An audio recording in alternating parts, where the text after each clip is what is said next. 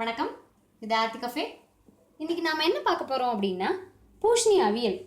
So அந்த பூஷணி அவியல் செய்வதற்கு தேவையான பொருட்கள்: பூஷணிக்காய் 1/2 கிலோ தோல் சீவிட்டு நல்லா குட்டி குட்டி பிட்டாக நறுக்கி அலம்பி எடுத்து வச்சுருக்கேன், தண்ணியை வடிச்சிட்டு.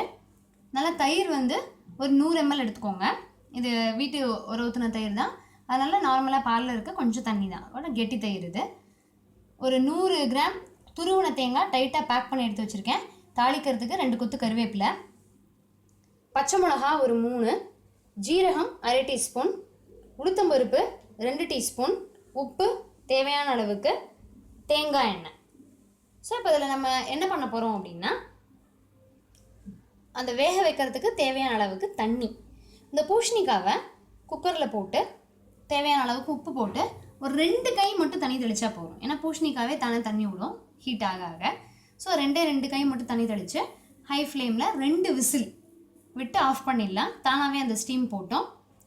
தேங்காய், பச்சை மிளகா, ஜீரகம், அப்புறம் இந்த உளுத்தம்பருப்பை தேங்காய் எண்ணெயில் 1 டீஸ்பூன் மட்டும் தேங்காய் எண்ணெய் விட்டு நல்லா ப்ரௌனாக, ரொம்ப ப்ரௌனாக இல்லை, பேர்ன்ட் ஆகிற அளவுக்கு இல்லை, கோல்டன் ப்ரௌனில் வறுத்துட்டு, தேங்காய், பச்சை மிளகா, ஜீரகம் நல்லா கோல்டன் ப்ரௌனில் தேங்காய் எண்ணெயில் வறுத்த உளுத்தம்பருப்பு, இது எல்லாத்தையும் மசியை அரைச்சி எடுத்து வச்சுப்போம். ஸோ அப்புறம் பார்க்கலாம். பூஷணிக்காவை 2 கை தேவையான அளவுக்கு உப்பு, 2 கை தண்ணி வச்சு ஹை ஃப்ளேமில் 2 விசில் ஆஃப் பண்ணிட்டேன். தானாகவே எல்லாம் ப்ரெஷரும் போயாச்சு. இப்போ அதை திறக்கலாம்.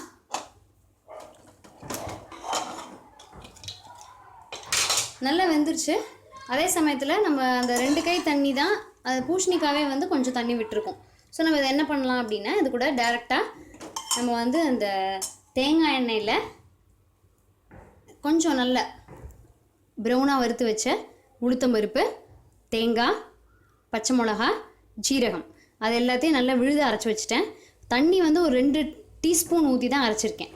பார்த்தாலே தெரியும் உங்களுக்கு, நல்லா கெட்டியாக இருக்கும். ஸோ இப்போ இதை வந்து நம்ம இதில் கலந்துடலாம்.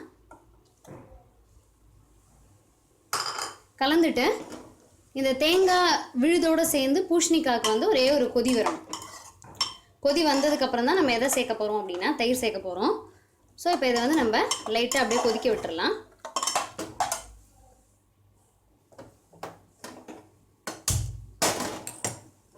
லைட்டாக ஒரு கொதி வந்ததுக்கப்புறமா பார்ப்போம். தேங்காய் விழுத சேர்த்ததுக்கப்புறமா கொதி வந்தாச்சு. இப்போ இதை நம்ம என்ன செய்ய போகிறோம் அப்படின்னா, கருவேப்பிலையை தாளிச்சு கொட்ட போகிறோம். ஸோ அதுக்கு நான் வந்து பாக்கி இருக்கிற எல்லா தேங்காய் எண்ணெயும் எடுத்துட்டேன்.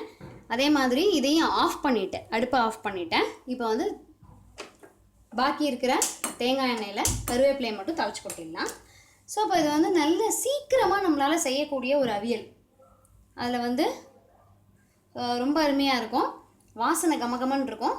அதாவது நம்ம 1 டீஸ்பூன் தேங்காய் எண்ணெய் எடுத்து ஃபஸ்ட்டே நம்ம உளுத்தம்பருப்பை அதே வானலியில் வறுத்து தான் நான் அரைச்சிருக்கேன். அதுலேயே தான் இப்போ நம்ம என்ன எடுத்துருக்கோம் அப்படின்னா, பாக்கி இருக்கிற தேங்காய் எண்ணெயும் சேர்த்துருக்கோம். இதுக்கு வேறு எந்த எண்ணெய் சேர்த்தாலும் வாசனை அவ்வளோவா நல்லா இருக்காது. ஸோ தேங்காய் எண்ணெய் தான் அவியலுக்கு ரொம்ப பெஸ்ட்டு செய்கிறதுக்கு, வாசனை கமகமன்னு இருக்கிறதுக்கு.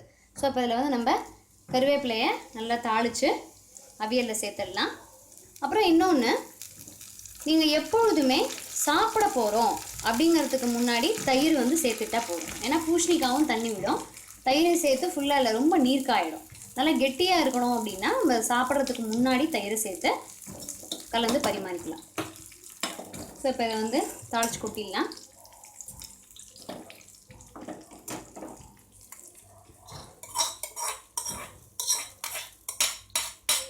தாளிச்சு கொட்டிட்டு இது வந்து ஒரு கொஞ்ச நேரம், ஒரு 10 நிமிஷம் மட்டும் அந்த சூடு ஆறட்டும். ரொம்ப சூடாக இருக்குது, இதில் உடனே தயிர் சேர்க்க வேண்டாம். இது வந்து ஒரு 10 நிமிஷம் ஆறட்டும். பட் நீங்கள் வந்து நம்ம எப்போ சாப்பிட போகிறோமோ அப்போ வந்து தயிரை சேர்த்துட்டா தான் கொஞ்சம் கெட்டியாக கிடைக்கும். ஸோ இது கொஞ்சம் ஆறுனதுக்கப்புறமா தயிர் சேர்த்துடலாம். இப்போ 10 நிமிஷம் ஆறிடுச்சு, நான் ஒரு பாத்திரத்தில் எடுத்து வச்சுட்டேன். இப்போ இதில் வந்து நம்ம தயிரை கலந்துடலாம். டேரெக்டாக போட்டு தயிரை அப்படியே கலந்து விட்டுற வேண்டியதுதான். தண்ணி வந்து கொஞ்சம் கூட சேர்க்கல. தயிர் வந்து புளிக்காத தயிராக இருந்தால் தான் அவியலுக்கு நல்லாயிருக்கும், புளிச்ச தயிராக இருந்தால் நல்லா இருக்காது. ஸோ வந்து நல்லா ஃப்ரெஷ்ஷாக உர ஊற்றி நம்ம அவியலுக்கு செஞ்சோம் அப்படின்னா அவியலோட டேஸ்ட்டே தனி தான். ரொம்ப சூப்பரான டிஷ் இது. எல்லாராலும் விரும்பக்கூடிய ஒரு அருமையான ஸ்பெஷல் டிஷ்ஷு. ரொம்ப ஈஸி, இது வந்து டக்குன்னு பண்ணிடலாம் நம்ம. ஸோ அருமையான வெள்ளை வெளேர்னு சூப்பராக பூசணிக்காய் அவியல் ரெடி ஆயிடுச்சு. இது வந்து நம்ம சம்மருக்கும் அருமையாக இருக்கும். பகலில் வந்து நம்ம லஞ்சுக்கு செஞ்சு சாப்பிட்டோம் அப்படின்னா ரொம்ப அட்டகாசமாக இருக்கும், உடம்புக்கு ரொம்ப நல்லது. பூசணிக்காவும் குளிர்ச்சி தான், அது கூட நம்ம தயிரும் சேர்த்துருக்கோம். ஸோ ரொம்ப அருமையான டிஷ் இது. இதே மாதிரி இந்த வீடியோ பிடிச்சிருந்தது அப்படின்னா லைக் பண்ணுங்கள். இதே மாதிரி சூப்பரான டிஷ்ஷஸ் கிச்சன் தேடி வரதுக்கு சேனலை சப்ஸ்கிரைப் பண்ணி வச்சுக்கோங்க. உங்கள் வேல்யூபிள் கமெண்ட்ஸ் சஜஷன்ஸ் எனக்கு கண்டிப்பாக போஸ்ட் பண்ணுங்கள். இதே மாதிரி சூப்பரான டிஷ்ஷோட உங்களை நெக்ஸ்ட் எபிசோடில் மீட் பண்ணுறேன். தேங்க்யூ.